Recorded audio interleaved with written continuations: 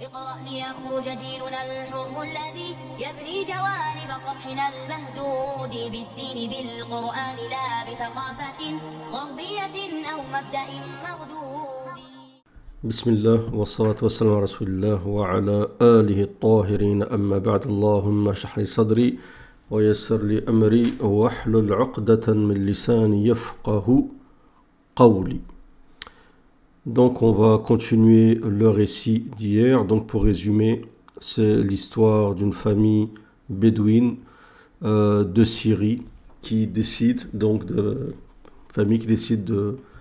se déplacer pour aller voir, pour se déplacer à 40 km de chez eux, pour aller dans un endroit où ils ont de la famille proche. Donc ils mettent une tente. En général, tu mets une tente dans un endroit isolé. Et ce qui se passe, c'est que cet endroit-là, c'est près d'un oued, et cet endroit est habité donc par une famille de djinns, ou une tribu de djinns, et ceci ne plaît pas donc à une djinniya plus particulièrement, qui met en garde cette famille, qui leur demande, leur fait comprendre de sortir de là-bas, de partir. Ils refusent, dont un plus particulièrement, qui s'entête, qui refuse de quitter l'endroit, et elle se venge. Voilà ce qu'on a, voilà le récit. Donc on va commencer la seconde partie. Bismillah. يا جماعة الخير، امرأة بشعة الوجه، بشعة لا تتحمل انك تنظر لوجهها ابد. الشيء اللي ممكن يذكرونه من وجهها ان عيونها كانت دم احمر. Donc il y a une femme qui est effrayante, c'est que s'est présentée à eux, cette djinniya, et elle avait des yeux rouges de sang. تخيل اخوي الغالي في الليل انك تشوف هذه المناظر حمراء، عيونها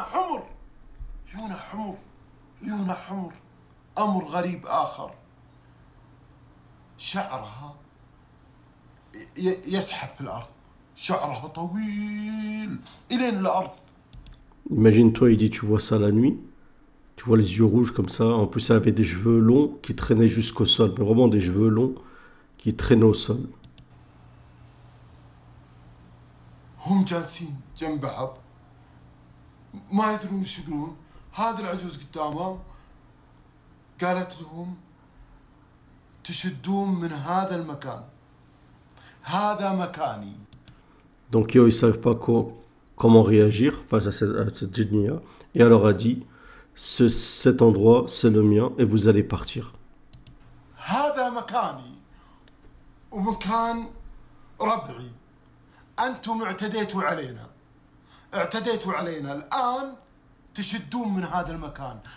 Donc elle a dit, ça c'est mon endroit, c'est l'endroit de ma tribu, et vous allez partir d'ici.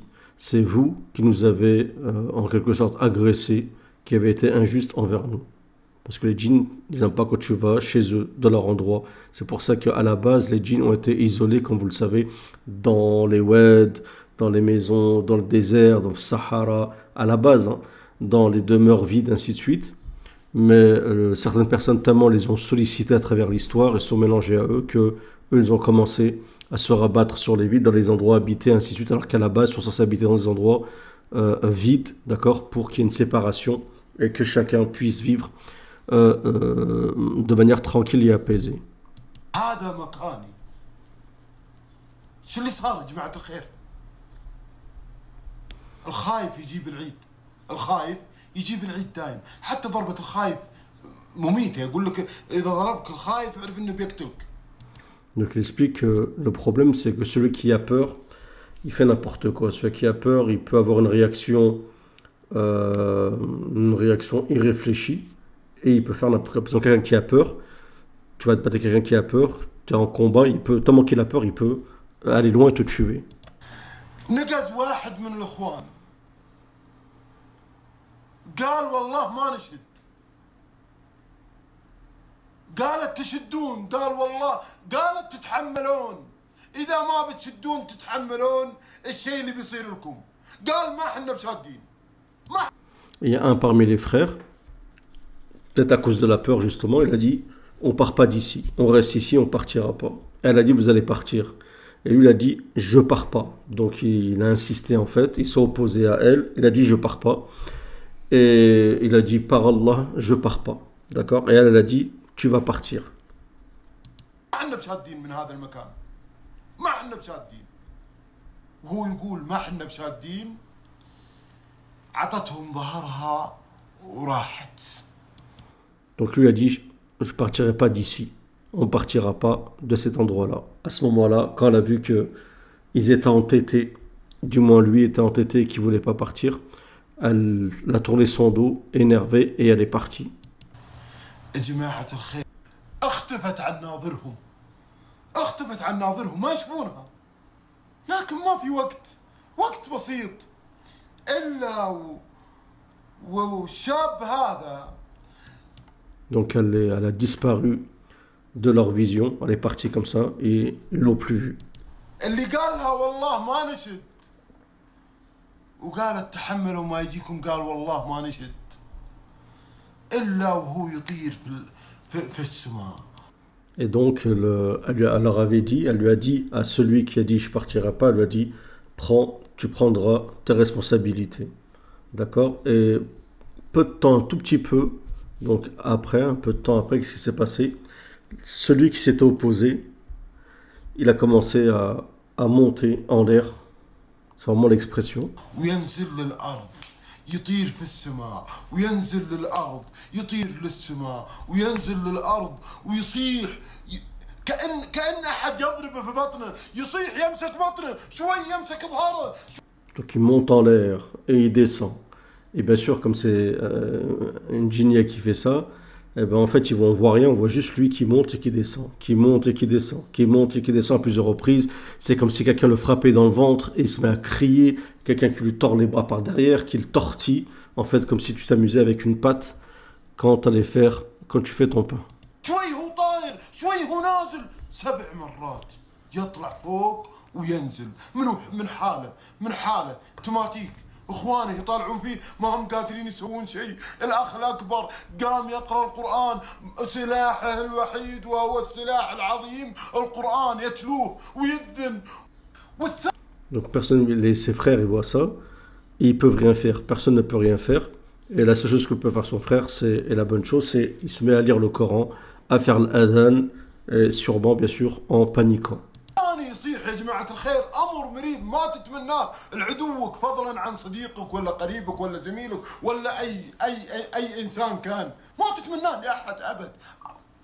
أمر مفزع اللي قاعد يصير.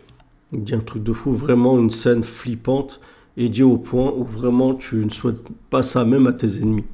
Tu leur souhaites pas quelque chose comme ça. Il a dit c'est vraiment flippant ce qui se passe. المهم شوية طول عمر إلا الولد طاح في الأرض. هذا اللي يطير للسماء وينزل يطير للسماء ما ادري وش وضعه ما ادري وش اللي يطيره شويه يمسك بطنه شويه يمسك ظهره. هذا ما عاد صار حد يسوي له شيء طايح مسكوه اخوانه الا اموره طيبه ما في شيء. ايش فيك ما ادري المهم صارت هذيك الليله هاديه ما حد احد جاهم. Donc elle le prenait, le jetait, c'est comme si quelqu'un le tordait, comme s'il ressentait des coups, ainsi de suite. Puis à un moment, ça s'est calmé, d'accord? Et tout s'est calmé, tout était calme d'un coup, et tout était apaisé. Et ils ont commencé à lui dire, ça va, tu vas bien? Elle lui disait, ça va. Il dit que si t'es arrivé, il dit, je sais pas ce qui m'est arrivé. Il comprenait pas. Mais apparemment, il n'y avait pas trop de séquelles, d'accord? Vous pouvez me dire aussi bizarre, ainsi de suite. Mais de toute façon, quand vous êtes en contact avec le monde des djinns, il n'y a rien qui est normal. Il y a des personnes comme ça, lors de séances de ruqya par exemple, ils ont une cicatrice qui s'ouvre, qui se referme, la tête qui tourne, plein de choses bizarres, le pied qui se lève comme ça, des choses qui vont à l'encontre même des lois naturelles, d'accord? Des lois physiques. D'accord. Donc ne soyez pas étonnés de ce qu'il dit dans la vidéo. صار اخوهم يقرا القران حتى انه بدا عليهم الصبح وبدا عليهم النور توضوا وصلوا واللي عليهم بالخير حملوا غنمهم كان عندهم شاحنتين حملوا غنمهم فيها وشدوا. Donc ils ont commencé donc à lire le Coran, à faire des salades jusqu'au Fajr. Et ensuite, ils ont décidé donc de partir. Et ils avaient apparemment je sais pas, cette sorte de remorque pour tout prendre. Et donc, ils ont ramené tout ce qu'ils avaient. Ils ont rangé, plié la tente et tout. Et ils sont partis. من هذا المكان وكانوا يعتقدون انه خلاص يعني خلاص اقتنعوا ان مكان الجن يعني هو صحيح يعني بعد لانه من بعد ما حدث لاخوهم صارت الليله هاديه، انا قلت لكم ليله هاديه من بعد هذا الحدث، لكن اما قبله لا والله ما هي بليله هاديه، اقتنعوا ان المكان مكان جن وقالوا خلاص بنشد منه ولعبنا بجايين وان شاء الله خلاص ما عاد يجينا شيء، اخذوا غنمهم. Donc eux, ils ont compris que c'était vraiment l'endroit de djinn, parce que même quand il a dit à un moment, après elle l'a jeté, il a dit, bon, après tout était apaisé, il dit, précise bien que juste avant, eh ben, ils ont subi plein de choses. En fait, il n'a pas tout raconté le détail, mais il y a énormément de choses qu'ils ont subi. Donc ils ont eu la conviction vraiment que c'est un endroit qui était, on va dire, possédé par les djinns, qui était pris par les djinns, il ne fallait pas rester là-bas. D'accord, ils ont eu la conviction qu'il fallait absolument partir. وخيامهم اللي عليهم بالخير وراحوا ديره مذكوره بالخير ما فيها اي شيء لكنها قريبه جدا ما هي بعيده من المكان ولذلك انهم وصلوا بدري ونزلوا خيامهم وصبوها وفكوا غنمهم وسرحوا بها. Donc eux ils se sont dit voilà, ils avaient la conviction que c'était bon, ils se sont dit bon on va partir et tout va s'arrêter, on va les laisser tranquilles et plus rien va nous arriver. Ils sont pris dans un endroit à côté. Donc ils ont posé leur tente, ils ne sont pas allés très loin, donc ils sont arrivés tôt en fait, et ils ont réinstallé leur tente, ils ont laissé ils avaient sûrement des moutons, et ils les ont laissés comme ça paître, d'accord.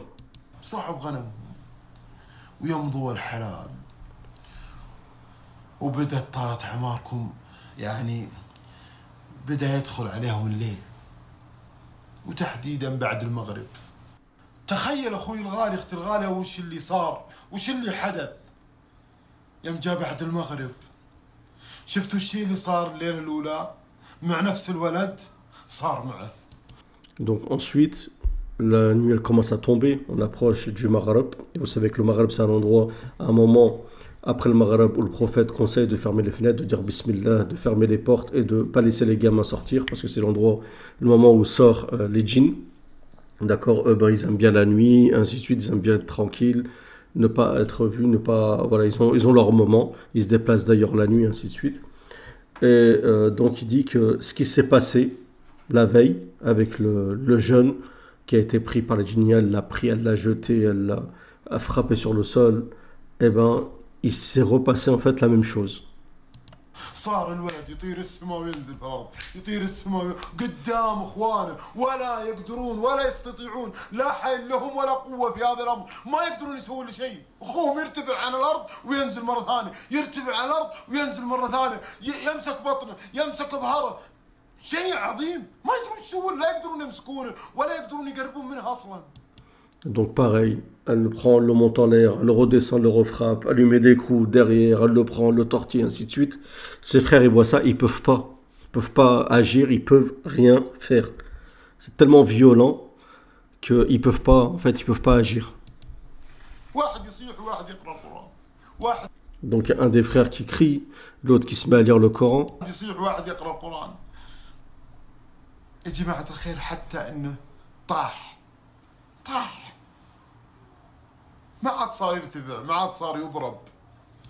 Jusqu'à que finalement il s'effondre. Donc c'est fini. Ni il se relevait, ni il s'élevait, ni rien du tout. Il s'est effondré pour de bon.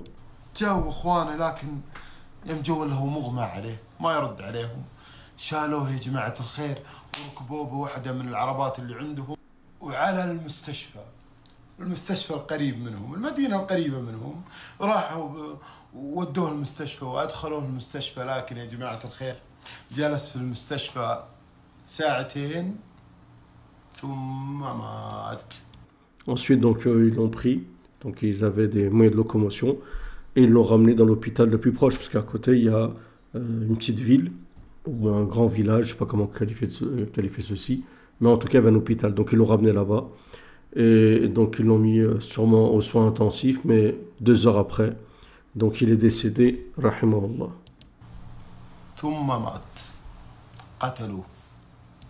Et ils l'ont tué. Et il faut savoir que il est dit, alors il y a divergence sur l'authenticité de ceci, mais que les djinns ont déjà tué un compagnon, d'accord? En fait, il y a plus exactement, il y a deux compagnons, à ma connaissance, que les djinns ont tué. Hein, c'était, je sais plus, Saad ibn Ubada, j'ai oublié le nom. Et le second, c'est dans l'histoire de celui qui s'est battu avec un serpent, d'accord, qui avait pris un djinn qui a pris la forme d'un serpent noir. Le compagnon s'est battu avec lui. Et ensuite, chacun a tué l'autre. Et le prophète avait conseillé de faire attention parce qu'il a dit que des djinns se trouvaient à Médine. D'accord? Donc, c'est quelque chose qui n'est pas impossible, quelque chose qui peut se passer. Nasallallahu al-afu wal-afiya. قتلوه الجن اخوي الغالي اختي الغاليه قتلوه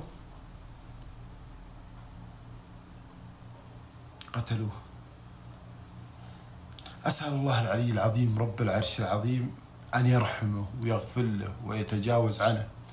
Amin. Donc il dit voilà, mon cher frère, ma chère sœur, ils l'ont tué. Et vous voyez qu'il parle avec, comment dire, tristesse. Il est vraiment atteint par ceci.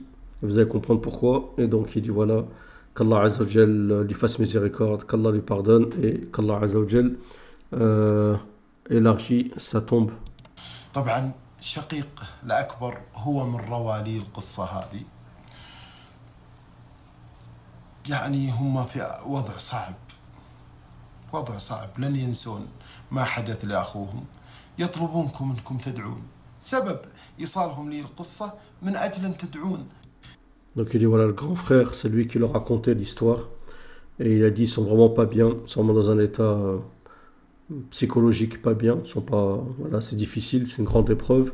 Et il dit qu'il leur racontait l'histoire afin que justement lui il puisse la divulguer comme il l'a fait au grand public et que les gens puissent leur faire dua et à son frère. Donc c'est une histoire véridique, c'est pas juste un conte comme ça. En tout cas, moi je fais que décrypter, moi je le connais pas. Mais il y a des gens qui font ça, c'est-à-dire les gens viennent, témoignent, leur racontent des vraies histoires. C'est des histoires qu'ils connaissent soit à travers les médias, soit des gens viennent leur raconter des vraies histoires et ensuite eux ils les racontent aux gens. Bon, de toute façon, il y a, comme vous le savez, un engouement pour les histoires liées aux djinns. يقول كل المتابعينك ابرايك يدعون لاخوي بالرحمه. الله يرحمه ويرحم موتى المسلمين جميعا. Donc il dit voilà, que tous les abonnés lui fassent dua et qu'Allah Azza fasse miséricorde à tous les musulmans qui sont décédés. Amin. جماعة الخير هذه كانت قصتنا أليمة حزينة ما ندري من المظلوم فيها ومن الظالم. Donc il dit voilà, c'est une histoire douloureuse, triste, et on ne sait pas qui était l'opprimé de l'oppresseur. ولكن أخوي الغالي أختي الغالية بطلع لك أنا فائدة من هذه القصة وفائدتين بالإضافة إلى أذكارك أخوي الغالي أختي الغالية الصباحية والمسائية حافظ عليها بشكل هذا الأمر لا تنساه. أذكار الصباح وأذكار المساء وثقتك بالله سبحانه وتعالى والظن الحسن بالله سبحانه وتعالى. Donc il dit voilà, on va tirer des leçons de ceci, dont deux leçons. Il dit déjà, ce qui est sûr, c'est de ne pas oublier de réciter vos invocations du matin et du soir, de mettre votre confiance en Allah Azza wa Jal et d'avoir une bonne appréhension d'Allah Azza wa Jal, d'accord? Quand il vous arrive des épreuves, mettez votre confiance en Allah Azza wa Jal, mais ayez le bon soupçon envers Allah Azza wa Jal. Ne dites pas qu'Allah Azza wa Jal va vous laisser. Mais ensuite, ce qui est important de dire, c'est qu'aussi, il faut éviter à la base déjà d'aller dans certains endroits, d'accord? S'il n'y a pas, on va dire, si vous n'êtes pas obligé, si c'est pas par obligation, si c'est pas par nécessité, des fois vous êtes obligé d'aller dans des endroits comme ça, isolés pour X raisons, et souvent des raisons religieuses. Dans ce cas-là, les djinns, ils n'ont rien à dire. Mais des moments, quand vous allez comme ça, c'est uniquement pour le plaisir, pour, je sais pas moi, comme beaucoup font, il y a beaucoup de personnes, vous voyez, font des vlogs, ils vont dans des endroits comme ça, dans des grottes, dans des endroits délaissés comme ça, sans aucune raison.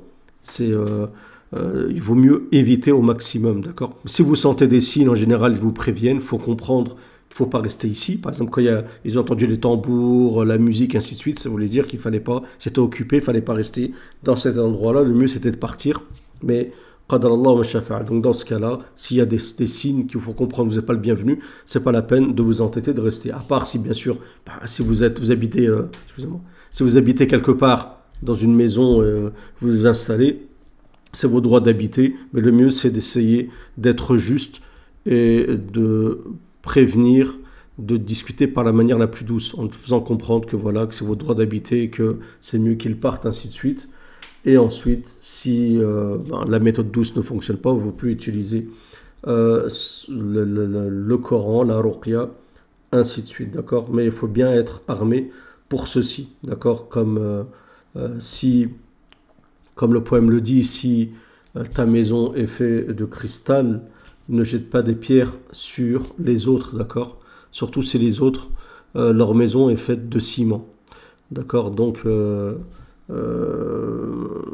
il faut, comment dire, avoir la capacité de s'opposer à ceci. Beaucoup de personnes jouent avec ces sujets-là, vont dans des endroits comme ça, veulent comme il y en a qui font des trucs urbex, ainsi de suite. Mais à la fin, ces gens-là ne sont pas armés pour. Et en plus, c'est même pas, c'est pas religieux de faire ça. Il n'y a rien, il n'y a aucun hadith, il n'y a pas de conseil prophétique par rapport à ça. Donc, il vaut mieux éviter, mais en général, ça finit toujours mal. D'accord? Donc, le musulman, il n'est pas injuste envers les djinns. Il respecte, que ce soit les humains ou les djinns, toujours respectueux, toujours juste. Mais bien sûr, il ne faut pas aussi qu'on l'opprime. Il ne faut pas aussi qu'on soit injuste à son égard, parce que le musulman se défend. Et il gagne avec l'aide d'Allah Azza wa Jal, surtout quand il subit une injustice. D'accord? Après, bien sûr, Allah Azza wa Jal peut t'éprouver, mais il faut être... voilà. Si tu sens, par exemple, tu sais que, je sais pas, une personne qui fait des grands péchés, qui est toujours en état d'impureté, qui n'est pas toujours très nette, il ne faut pas s'amuser à aller dans des endroits comme ça où vous savez très bien que c'est habité par les djinns. D'accord? Donc il y aura des dizaines d'histoires à vous raconter concernant ceci. Moi, c'est déjà arrivé, par exemple, que avec des frères, qu'on aille par nécessité habiter dans un endroit, dans une maison, parce qu'on c'est pour le travail par exemple, et tout de suite, on ressentait la présence, par exemple, des djinns, au point où quelqu'un avait vu des djinns dans cette maison-là, et on ressentait. Comment tu le ressens? Tu sens une énergie. Par exemple, quand tu vas pour dormir, tu sens qu'il y a quelque chose qui n'est pas normal. Tu sens c'est comme s'il y avait une surcharge électrique dans la maison. Tu sens que la maison est habitée. D'accord? Donc, tu vas pas quitter la maison. Dans ce cas-là, tu fais attention à faire tes adhkar, tu lis le Coran, ainsi de suite. Bien sûr, ça va pas leur plaire. Donc, peut-être ils vont le montrer. Mais voilà. D'accord. بالإضافة لها الفائدة الأولى في أدعية من ضمنها الدعاء النزول يعني إذا أنتم بدو تروحون وتجون أو حتى حضر تروحون أي مكان أي ما تنزل يا أخي أعوذ بكلمات الله التامات من شر ما خلق قلها 3 مرات أخوي الغالي أختي الغالية. Donc chose d'important, barakallahu fih. Donc quand vous allez dans un endroit isolé comme ça, comme il dit par exemple des gens le Bédou, ceux qui se déplacent, Rahel, ceux qui se déplacent d'un endroit vers un autre, comme ça se faisait beaucoup à une époque, et ça se fait toujours chez les Bédous, les Bédouins. Donc, quand vous êtes dans un endroit comme ça, vide, parce que quand tu vas emménager dans une maison, déjà, il faut faire l'adhan, il faut les prévenir, les djinns, leur dire voilà, que tu viens d'habiter, ainsi de suite, que voilà, que tu n'es pas là pour embêter qui que ce soit. Et il y a des doigts à dire, d'accord? Dont la doua qui est très connue quand tu rentres dans un endroit isolé, inhabité, de dire A'udhu bi kalimatillahi tammati min sharri ma khalaq à 3 reprises, d'accord? Donc c'est une doua que vous trouvez dans des livres de doua, d'accord? Dans ces livres, on l'a ça en arabe, mais vous avez ça en français, hein? Hisnul Muslim, la citadelle du musulman, vous le trouvez de partout, dans toutes les librairies islamiques. Et donc vous avez toutes les invocations à dire, et c'est très très important de dire les doigts. Quand vous dites les doigts, Inch'Allah, vous êtes protégé par Allah Azza wa Jal, d'accord? Et toujours l'habitude de dire Bismillah. Là où tu poses ton pied, tu dis Bismillah. Là où tu rentres, tu dis Bismillah. Toujours. Et surtout les doigts avant de rentrer aux toilettes, ainsi de suite. D'accord? Même quand tu te déshabilles, il y a des doigts. Ne prenez pas ça à la légère. D'accord? Beaucoup de personnes se font posséder en se regardant devant le miroir, par exemple, en étant nu, sans dire la doua, ainsi de suite. D'accord? Donc c'est... Si le prophète nous conseille de faire toutes ces invocations, c'est pas pour rien. Ne prenez pas la chose à la légère. ما يصيبك شيء باذن الله. باذن الله ما يصيبك شيء اخوي الغالي اختي الغاليه. باذن الله قلها. Voilà. Bi'idnillah, rien ne t'arrivera, comme il dit. Par la permission d'Allah, rien ne va t'arriver si tu fais les causes, les asbab. اخي شوف الادعيه هذه من جابها لنا؟ من جاء بها؟ جاء بها بأبي هو وأمي محمد عليه أفضل الصلاة وأتم التسليم، رسولي ورسولك أخوي الغالي ورسول أختي، ما ينطق عن الهوى إن هو إلا وحي يوحى، أذكار وأدعية صحيحة 100%. Voilà, qui a donné ces invocations à réciter? Le prophète, alayhi salatu wassalam. Vous pouvez vous poser la question de savoir, mais est-ce que c'est possible que les djinns s'attaquent comme ça, mais des gens qui font l'adhkar, le Coran? Personnellement, on m'a raconté des histoires. C'est pas un tel d'après un tel d'après un tel d'après un tel. Dans la chaîne de transmission, il n'y a pas énormément de personnes. Donc c'est des histoires, plein d'histoires. Moi j'étais dans le domaine de la ruqya à l'époque, donc je connais plein d'histoires comme ça. Par exemple, un raqi au Maroc qui faisait la sieste sur le toit. Vous savez, les gens ils dorment sur le stah. Et il voit une boule de fumée noire comme ça qui vient vers lui. Il dit ouais, c'est toi un tel, parce que lui faisait énormément de ruqya. Et il dit oui. Et le frère commence à réciter, et cette boule noire comme ça, cette fumée noire comme ça, le prend, et elle le jette contre le mur, et elle le frappe comme ça contre le mur, il tombe comme ça, il récite. Bon, c'est un frère solide, alhamdoulilah. Mais il y a une histoire que j'ai écoutée moi-même d'un raqi qui, lors d'une ruqya, elle explique qu'il s'élevait comme ça dans les airs, et il disait que c'était difficile, et qu'il ne fallait pas qu'il ait peur, et continuer à réciter. Donc c'est-à-dire qu'il peut faire des choses, mais...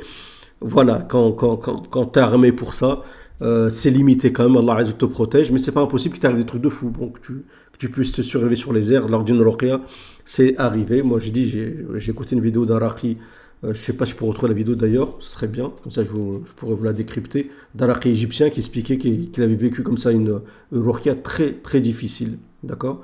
Je vous ai raconté l'histoire d'un raqi en Syrie qui faisait des ruqya et que un Ifrit voulait se venger, il ne sait pas quoi faire, il l'a pris avec son matelas, il l'a déplacé, il s'est levé le matin, il s'est retrouvé dans un cimetière.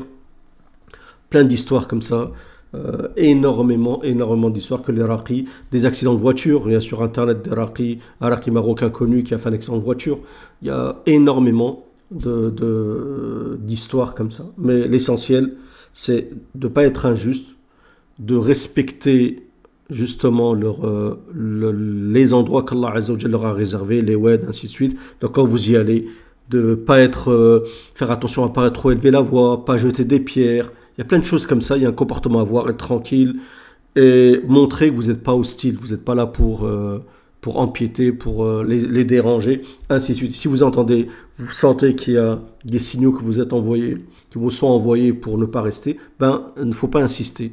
Prenez, partez. Et laissez-leur ces endroits. Allah Azza wa Jalla a fait en sorte qu'ils habitent dans certains endroits, à la base loin des habitations. Mais bon, on a une époque particulière parce que à force que les humains, comme si dans le Coran, dans Surat al-Jinn, وَإِنَّهُ كَانَ رِجَالٌ مِنَ الْإِنسِ, il y avait des hommes parmi les ins, donc les humains, يَعُوذُونَ بِرِجَالٍ مِنَ الْجِنِّ, demandaient protection à des hommes parmi les djinns, فَزَادُوهُمْ رَهَقًا, d'accord, ce ne leur a rajouté que de l'orgueil et de l'injustice à l'encontre des humains, d'accord? Donc dans l'exégèse de ce verset, il vous est dit qu'à l'époque, les gens, quand ils voulaient traverser un wad, ils sollicitaient le sayyid, le maître de ce wad, qui était un djinn, il le prenait pour le maître des lieux, donc il disait « Oh un tel, laisse-moi passer, oh un tel, permets-moi de passer », ainsi de suite. À force, les djinns ont vu que les humains les sollicitaient, ce qui est du shirk, de l'associationnisme. Comme vous le savez, on ne va pas rentrer dans... Je pense qu'il y a cette vidéo sur internet actuellement concernant ce sujet-là, où vous voyez des gens solliciter les djinns de manière différente, je n'ai pas besoin d'entrer dans les détails. Et tout ceci fait que les djinns prennent confiance et se mélangent et sortent de leurs prérogatives, sortent de leur endroit qu'Allah Azza wa Jalla les a réservés et se mélangent aux humains et sont injustes envers ces humains. Mais Allah Azza wa Jalla est juste, donc l'injustice ne s'abat que sur ceux, en quelque sorte, qui l'ont commise d'une manière directe ou indirecte, qui sont mêlés. Quand vous allez faire des offrandes, quand vous allez faire des sacrifices, quand vous allez solliciter, quand vous allez fréquenter des endroits où il y a des walis ou je sais pas quoi, faut pas vous plaindre si par la suite vous avez ouvert une brèche dans le monde des djinns, d'accord. Donc la personne qui est tranquille, qui est dans son coin, qui est respectueux, qui fait ses adkar et qui est respectueux du monde des djinns, parce que parmi eux il y a des mauvais, mais il y a aussi des bons djinns, il y a des djinns musulmans et ainsi de suite. D'autres peut-être qui sont... C'est comme le monde des humains, d'accord. Donc voilà, quand vous êtes dans la rue, dehors, vous déplacez, vous n'êtes pas injuste envers les gens, d'accord. Quand vous sortez dehors, surtout dans les pays non musulmans, il y a beaucoup de personnes qui ne sont pas musulmanes. Pour autant, vous êtes respectueux et vous n'allez pas embêter les gens. Ben, c'est la même chose. Donc en espérant que cette vidéo vous a plu, c'est le cas, un j'aime, un partage, et n'hésitez pas à réagir dans les commentaires, je vous remercie, et bien sûr de mettre un j'aime, de vous abonner à la chaîne si vous n'êtes pas abonné. Salam à tous.